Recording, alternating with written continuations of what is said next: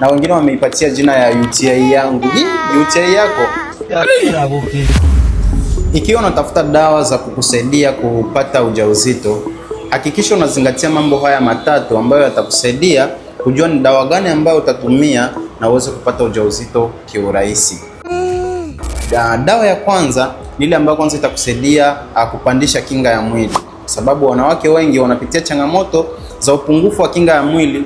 Ndio maana inasababisha uzazi kutofanya kazi kwa namna inayotakiwa na inapelekea mwanamke kushindwa kupata mtoto kwa wakati. Dawa ya pili ni ile ambayo itakusaidia kupevusha mayai, sababu mayai yasipopevuka ni vigumu sana yai kutoka na inapelekea mwanamke kushindwa kupata mtoto kwa wakati. Hakikisha dawa ambayo utatumia iwe na uwezo wa kupevusha mayai. Na dawa nyingine ni dawa ambayo itaenda kusaidia sasa kusafisha kizazi. Pengine ulikuwa unapitia changamoto za PID, pengine ulikuwa unapitia changamoto za maambukizi UTI za mara kwa mara, na wengine wameipatia jina ya UTI yangu. UTI yako. Lakini hizi ni changamoto ambazo zitakusababishia kuchelewa kupata mtoto. Sasa ikiwa unatafuta dawa ambazo zitakusaidia kupata ujauzito, hakikisha dawa hizi ambatana na vigezo ambavyo nimemaliza kutajia hapa.